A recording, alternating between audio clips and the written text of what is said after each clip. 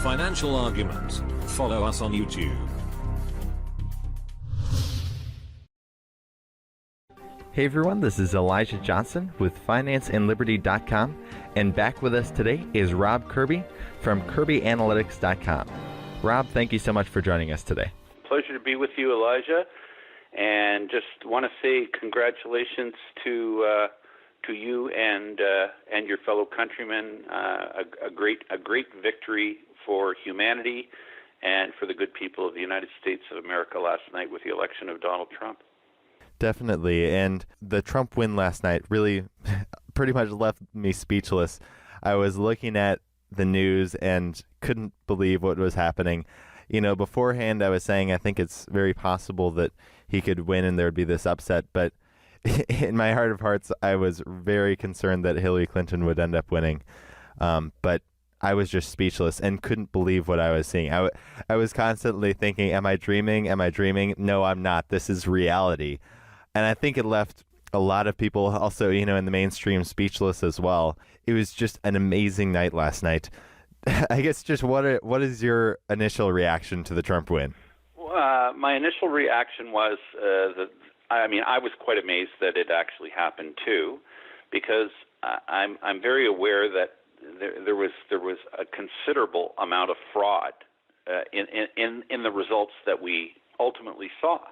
My true guess is if the fraud hadn't been committed, we probably would have seen Donald Trump win by a much wider margin. But we know that there was widespread incidences of with the machine voting, machines flipping votes from Trump to Clinton. We do know that because as revealed in the WikiLeaks I believe it was actually the Project Veritas releases, we're very aware that the Democratic apparatus were busing people from jurisdiction to jurisdiction to have multiple votes in different jurisdictions to try and pad their win.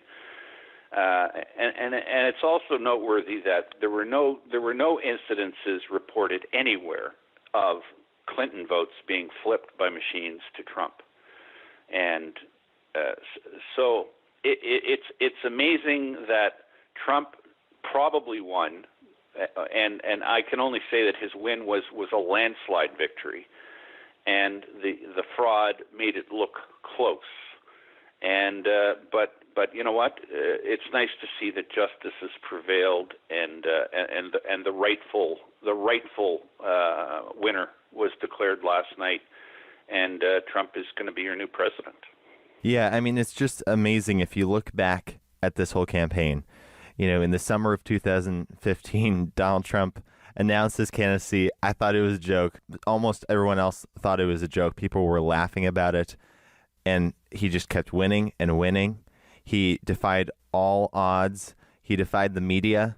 The other thing is that everyone was against him. The Republican establishment even was against him. The Democrats, the media, everyone was against him, but he defied all odds. What is your perspective on that?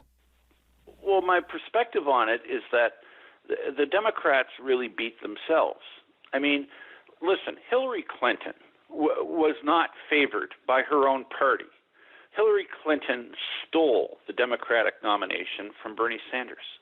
Bernie Sanders had grassroots appeal, and it's very likely that it was the Bernie Sanders disgruntled Bernie Sanders supporters who very likely were who tipped the table in favor of Trump, because these people knew that the Clinton machine stole the vote or the nomination from their man with the superdelegates. I mean, Hillary Clinton did not win the popular vote in California. Clearly, Bernie Sanders was the favored candidate in the state of California for the Democratic nomination. But these globalist, elitist clowns who run the Democratic Party apparatus, they felt that they knew better than their grassroots, and they were hell-bent on having Hillary Clinton as their representative. And as a result, they pay the ultimate price because their candidate in the end did crash and burn. So what do you think this shows us about the legitimacy of the mainstream media? If everyone was betting against Trump, the polls were showing that Trump was not going to win. Hillary was 3 points ahead in the average of polls. What is your perspective on going forward, the legitimacy of the mainstream media and the polls? Are those basically just discredited now? In my view, the biggest loser in this, the bigger losers than Hillary Clinton are the mainstream press. CNN is a disgrace.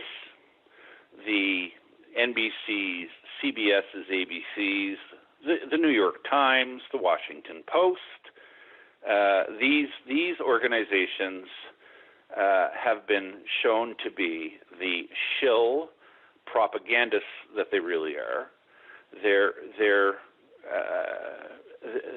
Listen, their financial results, because I believe it was last week that it was the New York Times that put out quarterly results, and I think their profit was 95% down from where it was this time last year. They've lost their base.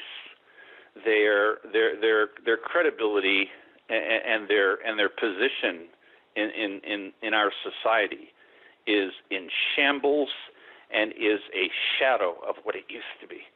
And you know what? It's high time that this occur. And of course, this on the flip side of the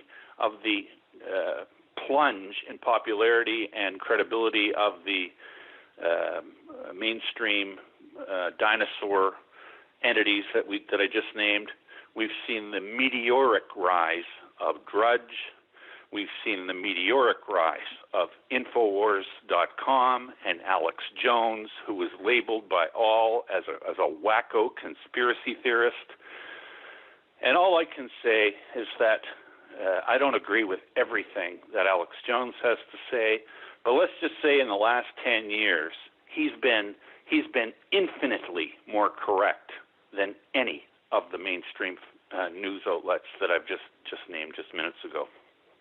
So, I applaud real journalism. I applaud investigative journalism, and isn't it good to know that the internet, which was created by the establishment for the establishment, has fallen into the hands of we the people, and we the people are using it, for the enlightenment of the masses. And you know what? I applaud that.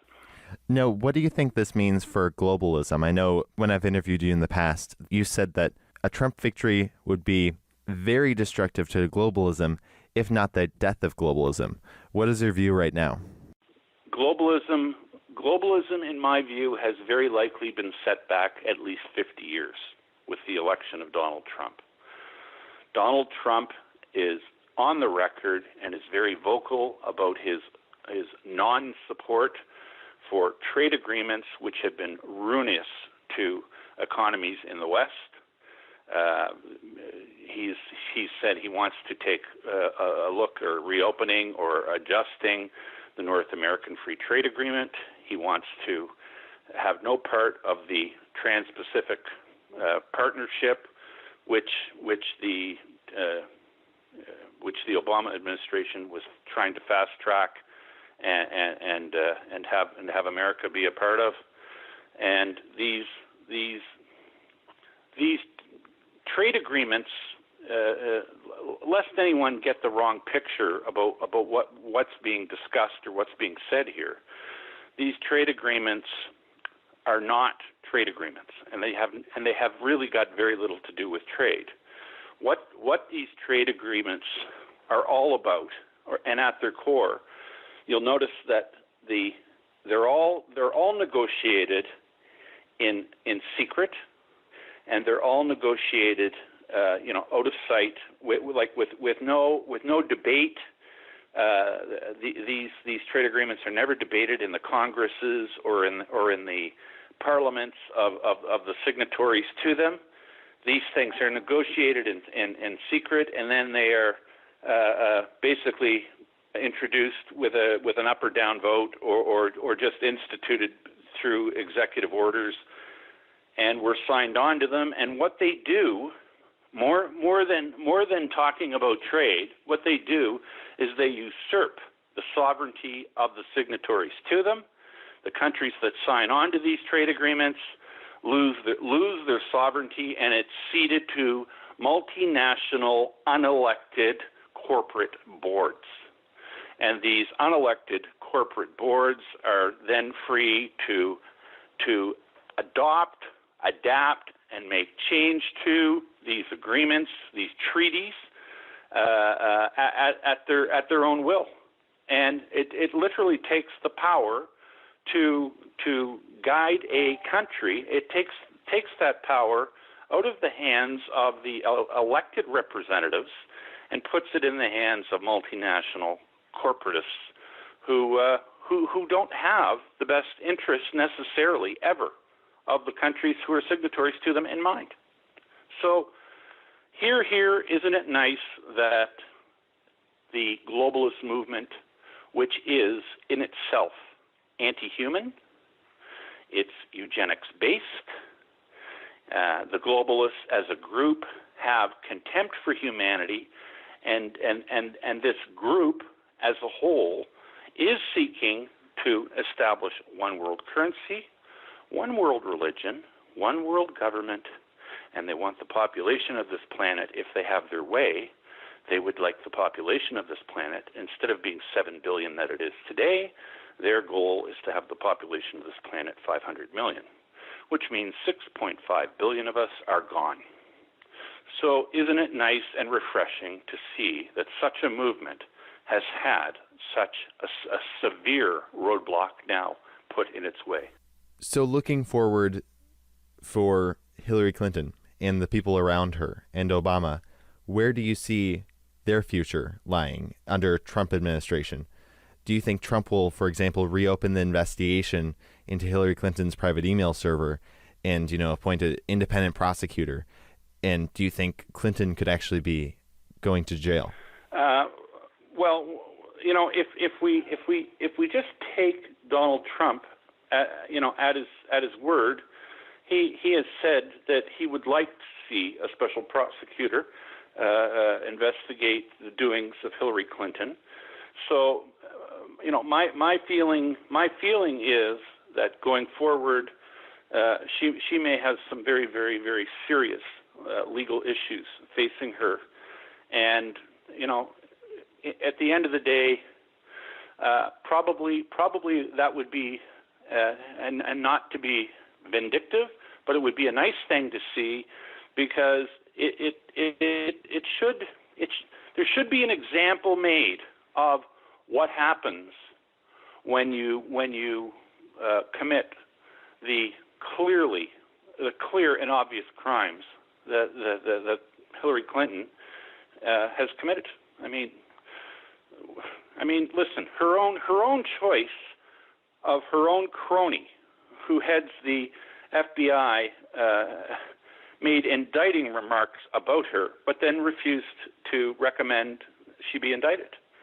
So, let the chips fall where they may, and let justice, be rendered. And I do believe that justice will be rendered, and I think that everybody, and it's a big crowd of people around Hillary Clinton are going to be facing some very, very difficult legal challenges in the very near future.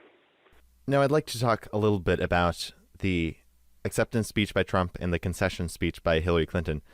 Last night, actually, it was early this morning when Trump gave his acceptance speech. I think it was extremely respectful. I think it was a contrast to a lot of, he's been very brash throughout this campaign. I think he gave an amazing speech. He talked about the division in America that we see and the need to unite America. Regardless of our differences, we need to unite behind the will of the people. And I think Trump really spoke to that last night. And I guess, what is your perspective on Trump's acceptance speech and also Clinton's concession speech that she gave just earlier today? I would agree with your characterization of Trump's acceptance speech in the wee hours of this morning as statesmanlike, and maybe Donald Trump has a little bit of statesman in him. He's pretty quick on the uptake. I do believe him to be a very, very smart man, and I do believe him to be a very, very balanced individual in terms of doing what's right and what's fair.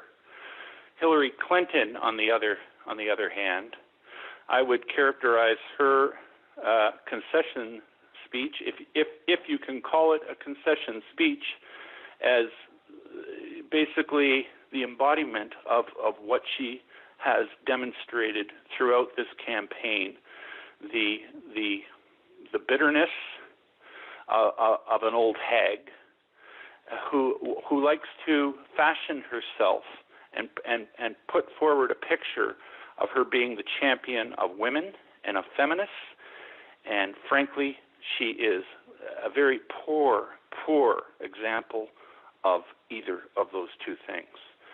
She's not the champion of women. She's not the champion of kids.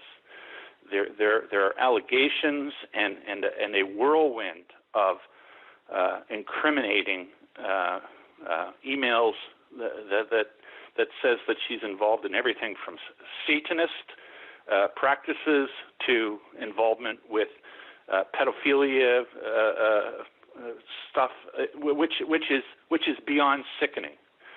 And that's something she's going to have to square with her own conscience, and very possibly with legal repercussions as they go forward. But all I can say is good riddance to her.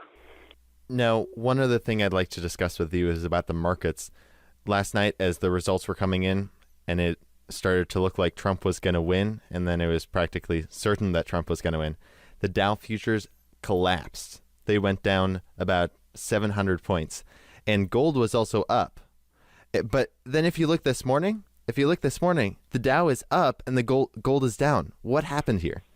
Well, gold's not down yet, but I mean, let's say yet, but it's way, way off its highs. And of course, the Dow futures, I saw them down at one point, down 750 points, and now the Dow Jones this morning is up.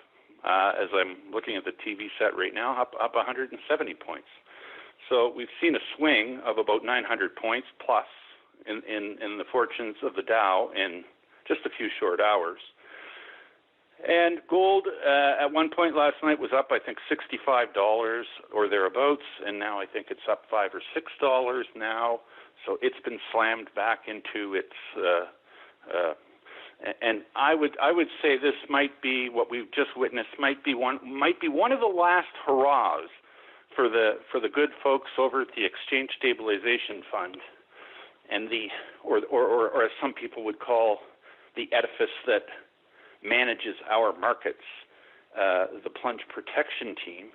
And I've got a sneaking suspicion that the days of the blatant, reckless interference in our capital markets by the folks at the Exchange Stabilization Fund might be on their last legs, because I don't think Donald Trump is going to be too cozy with the interference in our free markets. And I would say that the boys can start counting their days till this interference is going to be put to an end. That's my feeling on this. That's what my gut's telling me on this. And of course, we'll just have to sit and wait and see how this plays out over the next number of days and weeks. My feeling is that the bankers are gonna know in short order that this kind of activity is going to be coming to an end.